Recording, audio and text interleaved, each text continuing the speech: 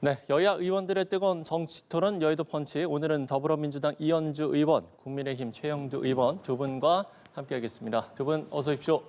네, 안녕하십니까? 반갑습니다. 자, 먼저 오늘 여의도 펀치 첫 번째 키워드를 보겠습니다. 첫 번째 키워드 7박 8일 필리버스터 전국입니다. 지금 국회에서는 법 왜곡죄에 대한 필리버스터가 진행이 되고 있고요. 잠시 후 민주당 주도로 본회의를 통과할 것으로 보이는데 일단 관련 영상을 보고 저희가 대담을 시작해 보도록 하겠습니다. 함께 보시죠.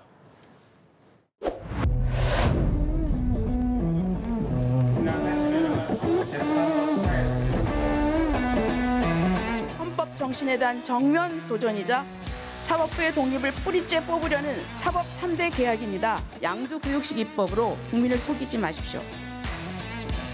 법 왜곡 행위를 범죄로서 단죄하지 않았기 때문에 조작 기소를 남발하고 조희대 법원이 윤석열 내란 세력을 단죄하기는커녕 말도 안 되는 논리로 비호할 수 있었습니다.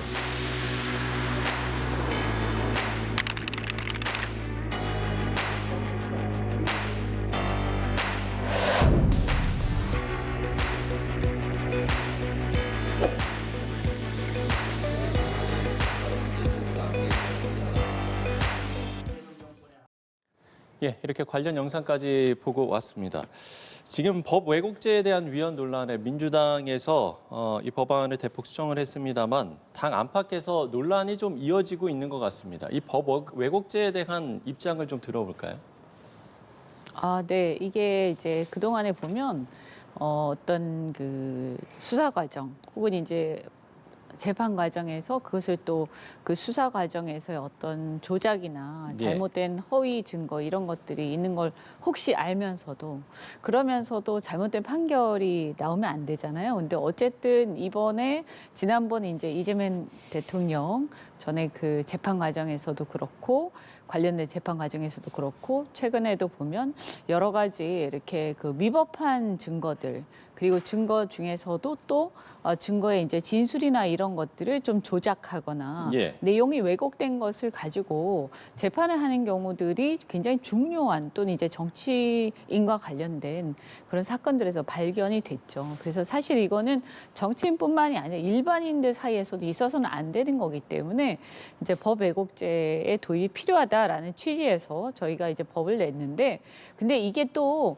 물론 야당에서도 많이 비판하시지만 너무 막연하거나 추상적이거나 포괄적이면 이게 이제 형사 사건일 경우 큰 문제가 될 수 있습니다. 그래서 또 이걸 가지고 판검사를 갖다가 또 억울하게 부당하게 문제를 삼아서도 안 되잖아요. 왜냐하면 재판도 공정하게 해야 되기 때문에 그래서 저희가 원래 처음에 취지는 좋았지만 네. 이게 너무 포괄적으로 되는 것을 막기 위해서 좀 많이 수정을 해서 냈습니다. 예. 국민의힘은 이렇게 수정 법안도 위헌이라는 입장인 거죠? 네, 이거 굉장히 위험한 사태로 보고 있습니다. 오죽하면 전국 법원장이 다 모여서 장시간 회의를 하고 걱정을 하겠습니까? 이 예. 민주주의란 것이 크게 보자면 사법 독립에 바탕하고 있는 것이고 또 법치주의에 바탕하고 있는 것인데 전 세계 문명 국가에 없는 법을 이렇게 만들어서 굳이 이렇게 하려는 까닭이 뭡니까? 더욱이 이게 지금 대통령이 뭐 민생법안 빨리 달라고 했는데 이게 민생법안입니까? 아니지 않습니까? 사법부의 독립의 근간을 흔드는 법이라는 점에서 이게 우리 민주주의를 정말 위태롭게 하는 법이다라는 점에서 저희들이 이제 7박 8일간 뭐 그래봐야 하루씩 다 해서 필리버스터를 해제하고 통과시키겠습니다만 지금 이런 관련법만 4개입니다. 그리고 상법 개정안까지 해서 우리 경제와 우리 사법부의 근간을 흔드는 이런 법에 대해서 국민들과 함께 굉장히 중대한 문제라고 지금 생각하고 있고 저지하기 위해서 노력하고 있습니다. 근데 이게 지금 법 왜곡죄 같은 경우에 우리 야당뿐 아니라 물론 법원도 크게 걱정을 하고 있고 진보 시민단체들도 걱정하고 있습니다. 지금 우리 이현주 의원님 최고위원님 말씀하셨습니다만 이게 모호해서 결과적으로 법 왜곡이라는 것이 어떤 권력자에 대한 재판에서 판사나 검사가 위축되게끔 하는 목적이 외에 지금 이게 무슨 뜻이냐 이제 이런 걱정도 많고요. 그래서 지금 여당이 지금 다행히 코스피가 오르고 또 이러고 있습니다만 굉장히 큰 지정학적인 위기 속에서 우리 경제도 불확실성이 크고 예. 통상 현안도 있고 이런 상황 속에서 지금 집중해야 할 일들이 많은데 왜 이렇게 이런 문제를 가지고서 집착하는지 그리고 민주주의의 근간을 흔드는지 요즘에 민주주의는 총칼로 무너지지가 않습니다. 이런 법으로 무너집니다. 법으로 해서 그것이 과거에 히틀러도 그랬고요. 그다음에 베네수엘라의 마두로도 그렇게 했습니다. 그래서 저는 반드시 우리가 필리버스터를 통해서 제재하고 있습니다만 더불어민주당에서도 스스로 이 중차대한 국면 또 민생 현안을 감안해서 이 법을 처리하고 멈추는 게 정도라고 생각합니다. 예. 전국 법원장 회의에서도 좀 더 수기가 필요한 게 아니냐 이런 이제 입장을 밝히기도 했는데 좀 반론을 좀 들어볼까요? 아니 그래서 그런 문제 제기에 따라서 또 네. 그리고 당내에서도 좀 토론이 꽤 오랫동안 있었어요. 그래서 지금 그 수기 과정을 거친 거죠.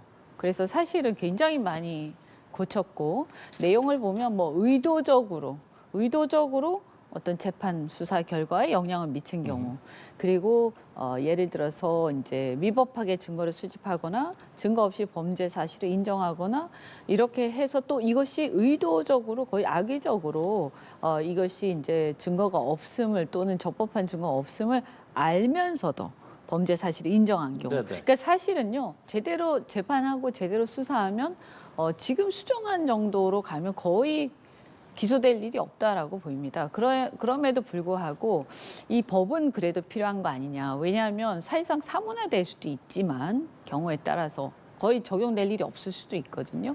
그렇지만 그래도 존재하는 것 자체만으로도 재판을 하거나 이제 수사를 할 때 굉장히 신중하게 될 수밖에 없다. 사실 이거는 저는 그동안의 수사나 재판이 아무 문제가 없었으면 이 법왜곡죄도 나오지 않았을 거라고 생각을 합니다. 예. 그런데 우리가 예를 들어서 지난번에 보면 이 대장동 사건이나 이런 경우에도 미래 신도, 그러니까 웃 어르신이라는 말을 미래 신도시로 바꾼다든지 그것은 아무리 들어도 이것이 헷갈릴 수가 없거든요. 그런데 언뜻 들으면 그렇게 들릴 수 있지만 자세히 맥락을 보면 그렇게 들을 수가 없는 건데 그것을 이제 미래 신도시로 바꿔가지고 이 이제 증거가 된다든지 이렇게 되면서 굉장히 결정적인 증거가 돼서 엉뚱한 결과가 나올 수 있단 말이에요. 그래서 이것은 사실은 이렇게 증거를 조작하거나 아니면 위법한 증거라는 걸 알면서도 그대로 쓰거나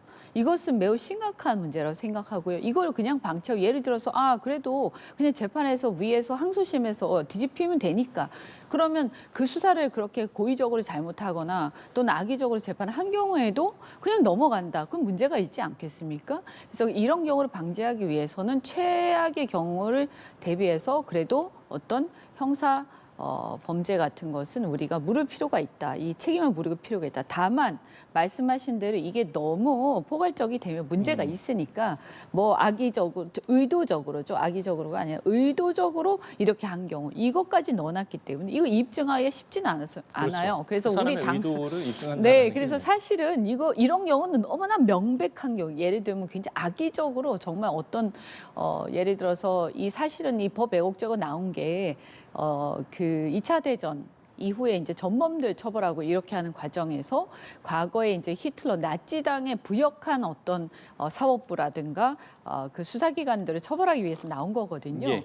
그래서 그런 경우에만 거의 해당이 되고 제가 볼 때는 정상적으로 했는데 실수로 문제가 생긴 경우에는 아까 의도적으로 이런 게 들어가 있기 때문에 알면서도 이런 게 들어가 있기 때문에 적용될 가능성은 그렇게 많지는 않습니다. 그래서 오히려 당내에서는 일부 이제 법사위 의원님들이 이게 뭐냐 이렇게 수정을 해버리면 뭐 사실상 처벌될 가능성이 거의 없는 거 아니냐 이렇게 이제 반발하는 경우도 있었습니다. 예. 짧게만 예, 지금 이제 그 문제가 뭐 이건 사실은 여권 인사, 그 대통령의 멘토라고 불렸던 이석연 국민통합위원장도 문명국의 수치라고 할 만큼 이 법의 그 목적과 의도가 너무나 분명합니다. 그래서 사실 이건 처리하는 것이 옳고요.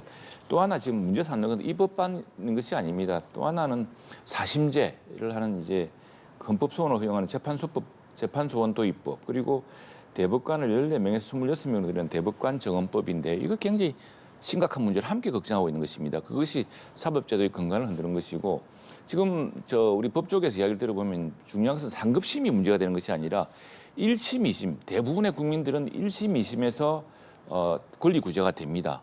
그리고 1심, 2심이 좀 더 치밀하게 빨리 이루어지길 바랍니다. 1심, 2심이 수없이 늘어나고 이것은 사실 국민 일상과는 전혀 무관할 뿐 아니라 중요한 정치 사건, 특히 권력자가 관련된 사건을 끝없이 연장시켜서 더욱이 대법관까지 정원시켜서 그 판례까지 바꾸는 이런 방식으로 하겠다는 것은 이거 자체가 사법제도의 근간을 흔드는 것이라고 생각하고 있기 때문에 법 왜곡 잔업뿐 아니라 이 세 개가 한 패키지입니다. 네. 그래서 지금 이 굉장히 중대한 문제로 저희들은 필리버스터에 임하고 있고 국민들과 함께 이 법에 대해서 더불어민주당 여당이 제구해서 제발 멈춰주기를 지금 간곡히 호소하고 있습니다. 네, 알겠습니다. 두 분의 입장을 들어봤습니다. 네, 근데 또 새로운 말씀을 하셔서 잠깐 요거 짧게 말씀드리면요. 헌법소원, 재판의 헌법소원 같은 경우에는 사실 이제 법조계에서 내부에서 찬반 논쟁들이 있어 왔던 사안입니다. 그래서 어느 한쪽이 꼭 맞다, 절대적으로 이런 것은 아니고요. 재판 소원을 할 수도 있고 안 할 수도 있고 양쪽의 의견이 있었는데 저희는 어쨌든 입법부의 의지로서 이제는 인정을 좀 하자라는 쪽으로 갔다라고 이해를 해주시면 좋을 것 같고요. 예. 다만 이렇게 됐을 때 재판이 지연되는 게 아니냐 이런 걱정은 하실 수가 있습니다. 이런 부분들은 이 법원과 함께 좀 이렇게 같이 고민해서 보완을 좀 하면 될 것 같다고 생각하고요. 그리고 대법관 증언 문제는 국민의 재판을 받을 권리를 오히려 더 확대하는 거기 때문에 그동안에 굉장히 사건이 많이 적체되어 있는데도 불구하고 대법관 숫자가 이렇게 딱 제한이 돼 있다 보니까 이분들이 그 많은 재판들을 다 처리하기가 굉장히 어렵고 너무 오래 걸립니다. 그래서 이것은 저는 이 대법관 증언 문제는 그래도 국민들이 상당히 많이 동의를 하고 있는 것으로 알고 있습니다. 예, 알겠습니다. 자, 행정통합 이야기로 넘어가 보겠습니다. 지금 일단 전남 광주 통합법은 법사위를 통과한 상황인데 충남 대전과 경북 대구가 보류된 상황입니다.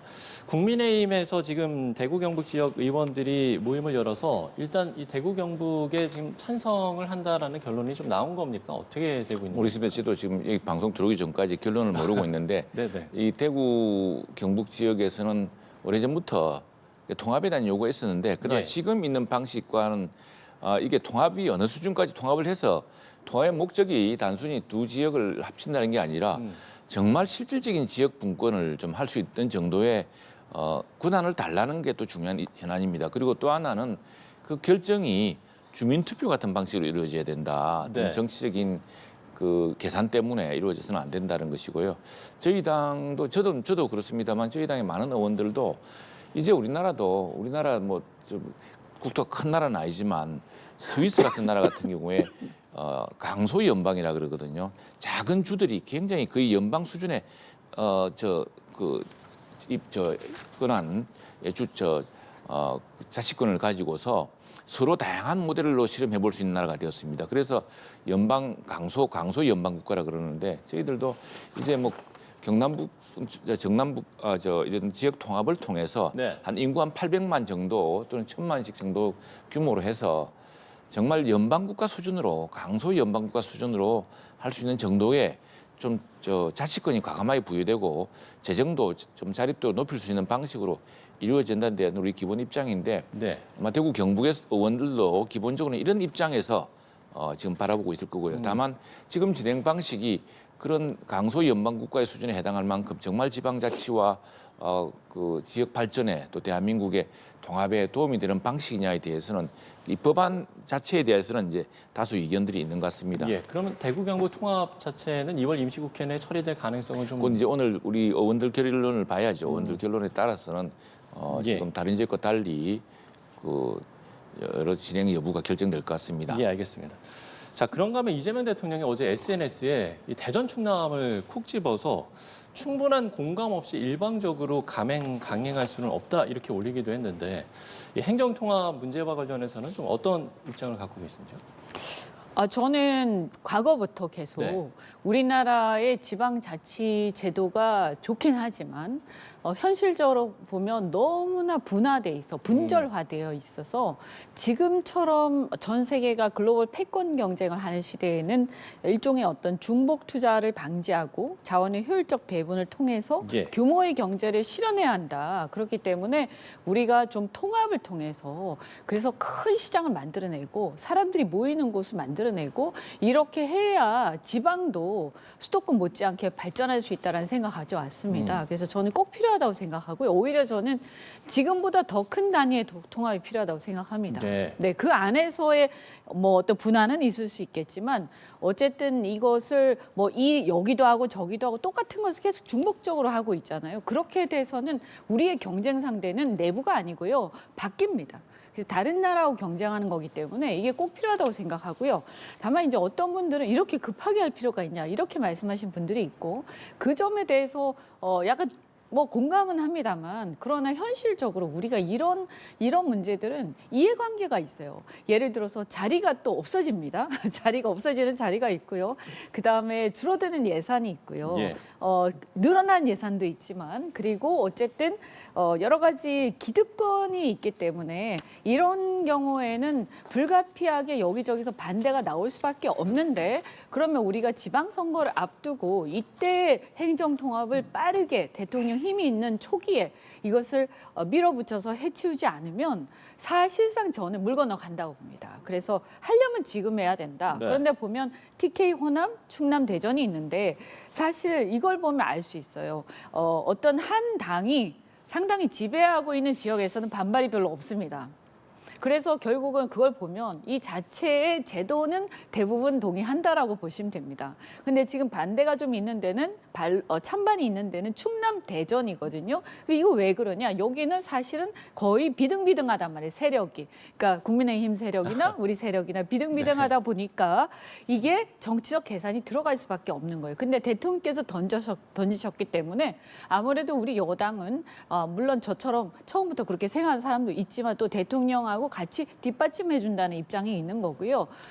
야당 같은 경우는 아무래도 이것저것 걱정하는 걸 더 많이 강조하시는 거죠. 그래서 지금 이게 정치적 이슈로 되고 있는데 대통령의 생각은 이런 경우에 굳이 반대가 상당한데도 불구하고 무릎 서서 할 일은 아니다라고 생각하시는 것 같아요. 근데 저는 개인적으로 아까 말씀드린 것처럼 이렇게 글로벌 패권 경쟁 시대에 사실 그 지역이 우리나라 안에서 경쟁하는 게 문제가 아니라 글로벌 경쟁을 해야 되기 때문에 이 규모의 경제를 키우지 않으면 살아남을 수 없다. 그러니까 이 기회에 했으면 좋겠다. 뭐 어떤 정치적 계산 떠나서 예. 그리고 예산도 어쨌든 한 지역에 1년간 5조씩 해가지고 20조를 지원하도록 지금 돼 있기 때문에 이것을 놓치는 것도 너무나 아까운 일이고요. 그래서 정치적 이런 계산을 떠나서 저는 이번에 좀 걱정되는 것들은 조금 차근차근 조금씩 보완해 나가더라도 이번에 결단을 내리자 이렇게 생각을 합니다. 예, 알겠습니다.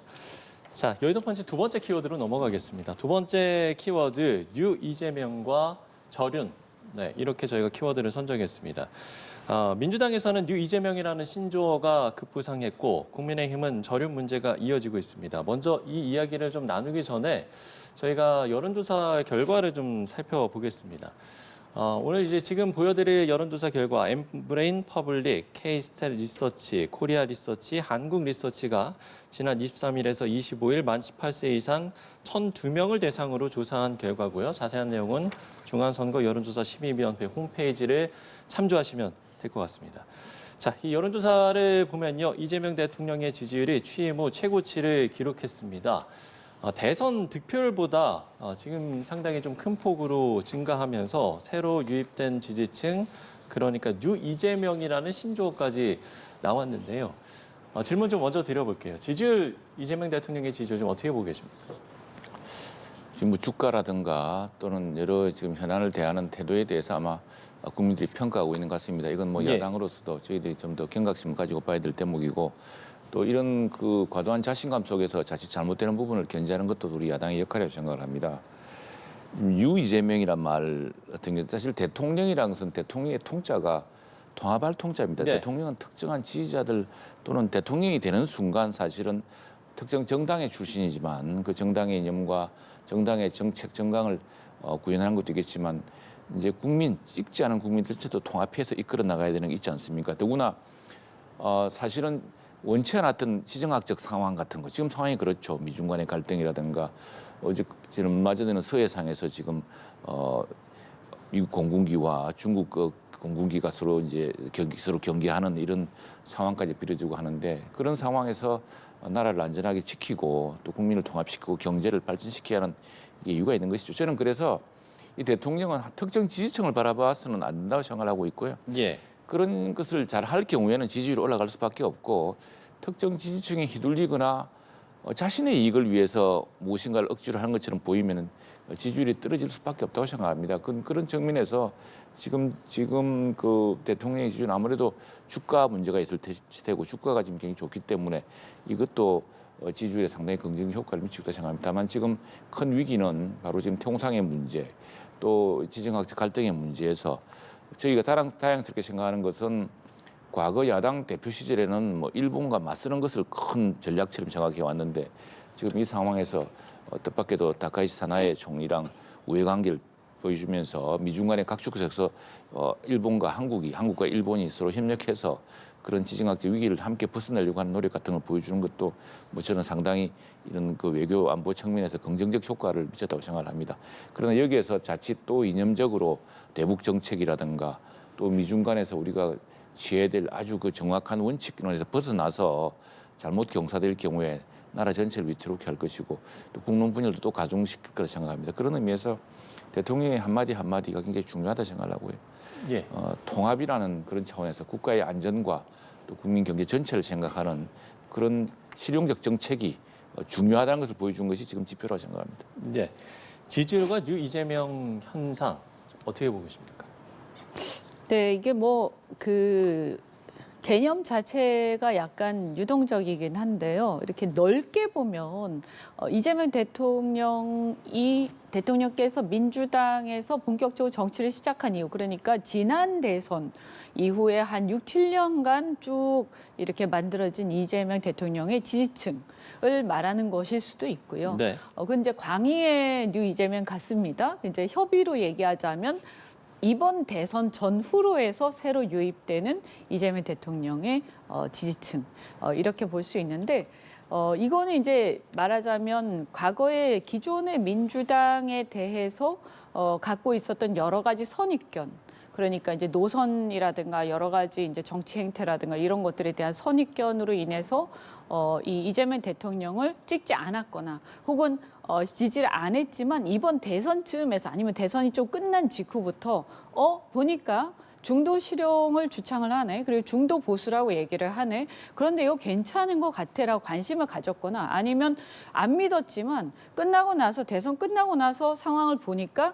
나름 진정성이 있다. 그래서 또 지지하기 시작하는 측 이게 굉장히 넓게 보이고요. 네. 대개는 이제 연령대별로 보면 젊은 보수층이 상당히 많은 것 같습니다. 그래서 저도 지역구에서 지역이나 주변에서 한 20, 30대 여성이나 남성들 사이에서 그전에 정치에 관심이 없었는데 아니면 다른 정당을 지지했었는데 아니면 무당파였는데 보니까 관심이 생긴다 이렇게 말씀하시는 분들이 굉장히 많으세요. 그래서 저희 입장에서 굉장히 고무적인데 그러나 이분들이 아직까지 민주당의 고정된 확고한 지지층으로 자리를 잡지는 않은 것 같습니다. 민주당에 대해서 여전히 좀 디커플링 현상이 있고요. 그래서 우리의 과제는 이러한 뉴 이재명 층을 그런 현상을 당의 지지층으로 안착시키는 거 이게 저희의 이제 과제입니다. 근데 이제 이분들이 아까 제가 연령대별로 그렇게 말씀드렸지만 사실 이제 이 어떤 스펙트럼을 가지고 본다면 제가 쭉 얘기를 들어보니까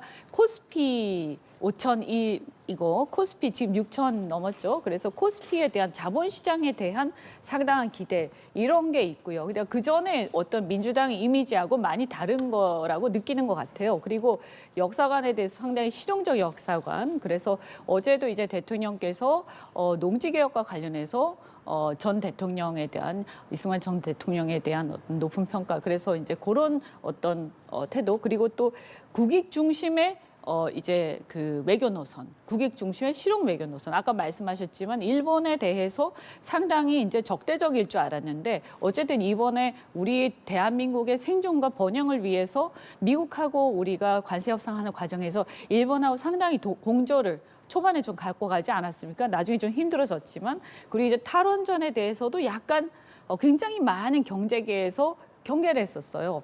저도 사실 그 부분에 대해서는 많은 얘기를 했지만 이 탈원전 부분에 대해서 이게 아니라 이제는 지금 같은 AI 시대에 원전해야 된다라고 분명히 말씀을 하시고 또 이 AI 시대에 적응해서 우리가 노동시장의 문제에 대해서 함께 고민하되 이 시대의 흐름에 대해서는 우리가 적응해야 된다라고 말씀하시고 네. 이런 좀 정리를 좀 부분들이 해주셔서 좋을 것 그러니까 같습니다. 이런 부분들이 기존의 어떤 우리 대한민국의 많은 이제 중도층의 중도 보수층에서 생각해왔던 민주당의 이미지나 선입견하고 많이 달라졌기 때문에 그럼 한번 지지해 보자라고 되는 것 같아요. 그래서 저도 어떻게 보면 이런 현상 굉장히 반기고 저야말로 이것을 더 확장하는 것이 우리의 어떤 과제다라고 생각하고요. 민주당 내로 흡수하는 그것이 과제다. 네네. 그래서 이게 그렇다고 해가지고 기존에 있는 분들하고 갈등을 일으키는 방식이 아니라 이 부분이 이제 왜 그러냐면 합당 논란이 거세지면서 이분들이 주로 합당을 반대하는 층들이었거든요. 특히 예. 젊은 층들이. 그래서 이걸 갈등을 확대하는 그런 방향이 아니라 함께 뭔가 조화를 이룰 수 있는 방법을 또 찾는 게 또 저희 과제이기도 합니다. 네, 알겠습니다. 민주당 현안을 좀 짧게 좀 짚고 넘어가 볼게요. 개파 모임 논란이 제기된 이재명 대통령 사건 공소 취소 모임 공치모가 공소 취소까지 모임은 유지를 하되 공식 활동은 최소화하기로 뜻을 모았습니다. 정청래 대표가 이 당 차원의 특위를 구성하면서 이 모임을 뭐 해산해야 하는 거 아니냐 이런 좀 의견도 나오고 있는 것 같고요. 이와 관련해서 좀 짧게 좀 들어볼게요. 네네. 아마 당에서 이제 똑같지는 않습니다. 당은 네. 이제 국정조사를 추진하는 것을 주로 이렇게 하는 특이고요. 이것은 이제 공소 취소부터 해서 그 전에 어떤 아까 말씀드린 어떤 수사에서의 조작 기소라든가 이런 걸 다 포괄하는 것이고 좀 더 여론전을 하는 것에 가까운 모임이거든요. 예. 그래서 이 부분은 이제 공소 취소까지 유지를 하되 활동은 좀 최소화하자. 왜냐하면 당이 하고 있으니까. 그래서 그렇죠. 당이 하고 있는 것을 협력하는 쪽으로 가자. 이렇게 이제 방향을 좀 바꿨고요. 아마 당분간은 그 국정조사를 추진하는 쪽으로 더 힘을 싣고 공치모 모임은 그래도 이 부분이 사실은 국정조사만 한다고 되는 게 아니라 우리가 바깥에서 국회 바깥에서도 우리 국민들에 대해서 우리가 홍보를 하고 이 부분에 대한 토론을 좀 열심히 하는 것은 이 모임들이 해야 되는 어떤 역할인 것 같습니다. 네. 네. 민주당 상황 좀 어떻게 보고 계세요? 예, 대통령이 실용적으로 잘하면은 그 문제에 대해서 사법적인 문제도 상당히 리스크를 줄일 수 있을 거라고 생각을 합니다. 그런데 이것을 무리하게 공소 취소를 한다거나 지금 재판이 중단돼 있지 않습니까? 네. 또는 대법관을 정원시켜서 아예 그 자체를 무효화시킨다거나 이런 무리한 시도를 하는 것은 저는 이재명 대통령의 이익에도 반할 거라고 생각합니다. 오히려 국정을 불안하게 만들 것이고 퇴임으로 불안하게 만들 것입니다. 국정 재임 중에 잘해서 전역 기대 바뀌었다. 나라를 실용적으로 이끌었다. 나라를 통합시켰다. 이런 실적이야말로 대통령을 안전하게 지켜줄 것이지 사실은 이런 공소 취소 모임은 법원법 만드는 것들이요. 이재명 대통령 본인을 위한 것이라기보다는 이재명 대통령의 권세에 엎혀서 자신의 영달을 꾀하는 지방선거에서 뭐 출마한다거나 이런 사람들의 이득과 관계했던 것이라고 합니다. 이게 이제 명청 갈등의 한 양상일 수도 있는 것이고 그래서 중요한 것은 말이 안 되는 이야기죠. 이런 것을 지금 대통령이 하지 말라고 이야기해야 되고요. 이런 활동을 안 해야 됩니다. 이게 네. 공연히 잘하는 대통령 뒤통수 때리는 이런 꼴이 될 것입니다. 예, 너무 비판의 말- 목소리까지 좀 내주셨는데요. 이 모임이 사실 그렇게까지 대단한 모임이 아닌데 예. 너무 과대평가를 하시는 거 아닌가 하는 알겠습니다. 생각이 좀 드는데요. 과대한 결과가 자, 나올 수 어쨌든 뭐 있습니다. 필요한 것들을 열심히 하고자 하는 거니까. 이번에 좀 네. 정당 지지도 보겠습니다. 더불어민주당은 4%포인트 올라서 45%, 그리고 국민의힘은 5%포인트 하락해서 17%로 나타났습니다. 눈에 띄는 게 국민의힘의 지지율이 10%로 떨어진 이 부분인 것 같습니다. 뭐 참 좋은 일이 하나도 없지 않습니까?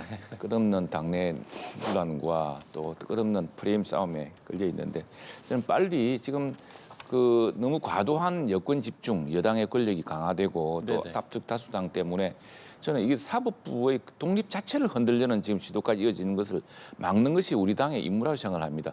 미국 보십시오. 트럼프 대통령이 그렇게 막강하지만 미국 대법원에서 그 관세 문제를 중단시키지 않습니까? 그리고 미국 대통령은 존중해서 어떤 다른 방법을 찾게 해야 돼. 이것이 상권분립의 것이고 이것이 민주주의의 토대거든요. 그래서 우리 당은 지금 너무 과도하게 집중돼서 너무 커져서 지금 권력을 주체할 줄 몰라서 이렇게 무슨 사법 독립 자체를 흔드는 이런 입법 시도를 막을 수 있을 만큼의 집중과 통합을 이루어야 되고요. 여기를 보여주지 않으면은 그런 채 뭐 내부 문제로 계속 징계 문제로 또는 무슨 문제로 되면은 그건 끝없이 우리가 추락하는 길만 될 것이라 생각합니다. 그래서 지금 국민들이 진정 바라는 그 민생 또 하나 사법 독립 이런 문제에 대해서 결집해서 집중하고 여기에 대해서 대안 능력을 보여주는 것이야말로 이런 그 수렁에서 벗어나는 길이라고 생각합니다. 그런 인식들이 넓혀지고 있고 곧 조만간 의원총회를 통해서 정말 끝장 토론을 하자 이제 결론을 내자 이제 이런 논의들이 많습니다. 예, 오늘 덧붙여서 좀 질문을 드려보면 장동혁 대표가 중진들을 만났잖아요. 근데 지금 당 내에서 장동혁 대표의 어떤 노선 변화를 요구하는 목소리도 좀 커진 상황인데 이 중진을 만난 이후 장동혁 대표의 어떤 행보에 좀 변화가 있겠습니까? 이 부분은 좀 어떻게 봐야 될까요? 그러니까 장동혁 대표도 끝없는 프레임 싸움에 빠져 있는 꼴인데요. 장동혁 대표는 계엄 해제에 앞장섰던 사람입니다. 그리고 계엄에 대해서는 분명한 입장이 있고 우리 당 의원들이 좀 분명하죠. 다들 계엄 해제하려고 제일 먼저 뛰어갔던 사람이지 않습니까? 장 대표가. 그리고 계엄은 잘못된 것이고 바로 그 계엄 때문에 대통령이 계엄 직후에 법적 정치적 책임을 지겠다. 임기까지 여당에 맡기겠다 했었고요. 실제로 지금 정치적 책임을 졌고 탄핵이 됐죠. 그다음에 법적 책임도 지고 있습니다. 그 과정에서 우리가 다시 법치를 회복하고 대한민국이 광복 81주년 1년 동안 이루어진 이런 성과와 또 아직도 남아있는 한계 부분을 극복하는 정통 보수 정당의 지도자로서 그런 그 역할을 해나가야죠. 그런데 지금 자꾸 여러 사소한 논란들, 사소하지는 않죠. 지금 당에서 굉장히 중요한 문제로 생각하고 있는데 그런 논란에 끝없이 지금 당대표는 그런 논란을 부리지 말자는 쪽인데 당대표의 말이 그런 논란을 또 확대시키는 이런 지금 난국에 포함되어 있는 것 같습니다. 조만간 그 원내 의원총회를 통해서 이런 문제를 정리하는 끝장 토론을 하고요. 지금 우리 당의 역할과 책임 이 문제를 다시 한번 분명히 바로잡아야 될 것 같습니다. 예, 알겠습니다. 그리고 이제 선거 체제로 들어가야죠. 예.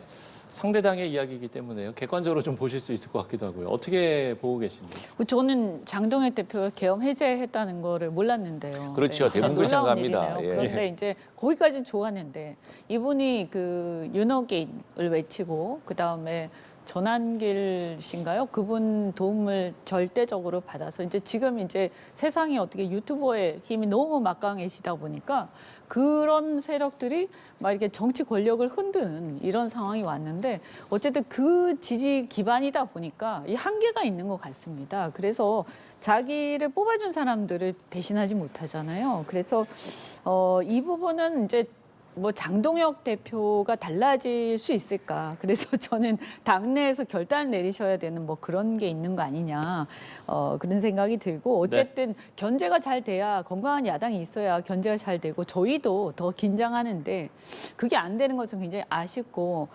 그리고 그 한 가지 더 덧붙여서 말씀드리면 그럼에도 불구하고 좀 이렇게 그런데 왜 필리버스터를 이렇게 막 하면서 아까 뭐 법 왜곡죄는 제 이해를 합니다만 뭐 그럴 수 있겠다 보수 정당 입장에서는. 그런데 예를 들면 대미투자특별법이라든가 이런 건 왜 파행시키는 거냐. 이거는 국익 문제 아니냐. 그래서 저는 국민의힘에서도 좀 더 나라를 위해서 그래도 합심해 줄 땐 좀 합심해 주는 이런 게 있었으면 좋겠다는 말씀 드립니다. 알겠습니다.